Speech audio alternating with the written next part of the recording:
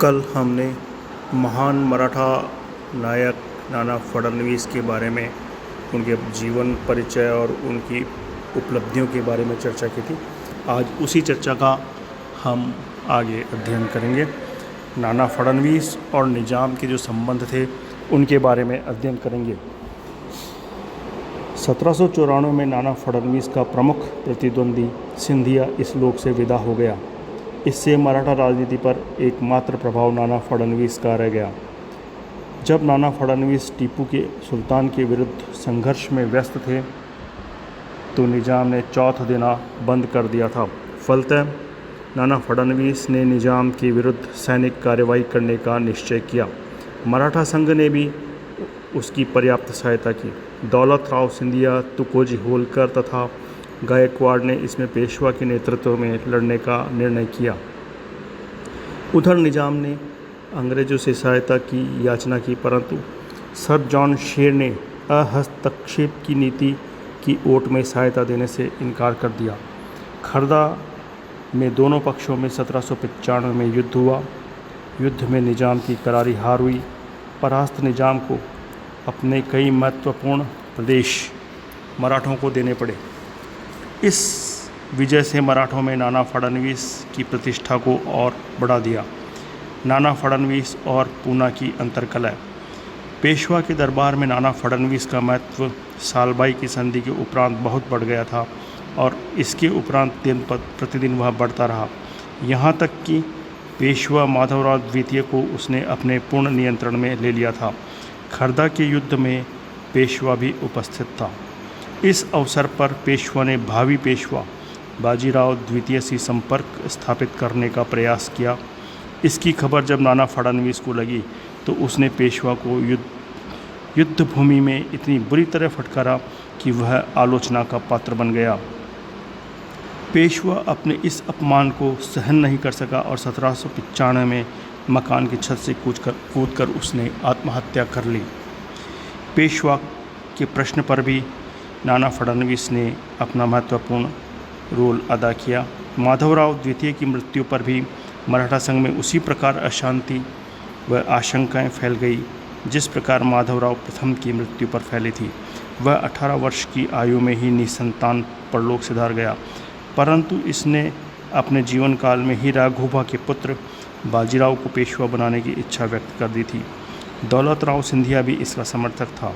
इस सिंधिया के समर्थन से नाना फडणवीस बाजीराव का विरोधी बन गया। सिंधिया परिवार ने नाना फडणवीस का मनमुटाव सालबाई की संधि के बाद ही हो गया था। उसकी इच्छा थी कि मृत पेशवा की पत्नी बाजीराव की कनिष्ठ चीमाजी को गोद लेकर उसे पेशवा बना दें। वैसे तो नाना फडणवीस राघोबा परिवार के भी विरुद्ध ही था, परंतु चीमाजी उस समय अल्पवयस्क था। इस कारण नाना ने सोचा कि यह अल्पवयस्क भी उनके नियंत्रण में ही बना रहेगा। परंतु मृत पेशवा की पत्नी यशोदाबाई ने इसका विरोध किया। नाना फडणवीस योग्य प्रशासक अवश्य था, परंतु वह लालची तथा पदलोलुप भी था। अतः बाजीराव ने उसे अपना मुख्यमंत्री बनाने का आश्वासन दे दिया तो नाना फडणवीस ने बाजीराव को पेशवा पद पर आसीन करना स्वीकार कर लिया। इस प्रकार राघोबा का पुत्र बाजीराव ही पेशवा बना और वह बाजीराव द्वितीय के नाम से जाना गया। 1795 से 1800 के मध्य का नाना फडणवीस का महत्वपूर्ण काल रहा। नाना फडणवीस आर्थिक मामलों में दक्ष तथा राजनीति में कूटनीतिज्ञ थे। माधवराव द्वितीय के काल में वह सत्ता तथा धन का बड़ा लोभी हो गया था। इस समय तक उसके पास करोड़ों रुपया जमा हो गया था। अतः वह बाजीराव द्वितीय के शासनकाल में अपनी अर्जित करोड़ों की पूंजी भी सुरक्षित रखना चाहता था और साथ में ही अपनी सत्ता भी। परंतु बाजीराव द्वितीय मीर कासिम की तरह धूर्त था। पेशवा बनने तक तो वह नाना फडणवीस का कृतज्ञ बना रहा और सत्ता संभालते ही उसने नाना से मुक्त होने का प्रयास प्रारंभ कर दिया। पूना के इन आंतरिक झगड़ों की निजाम को पूरी जानकारी थी।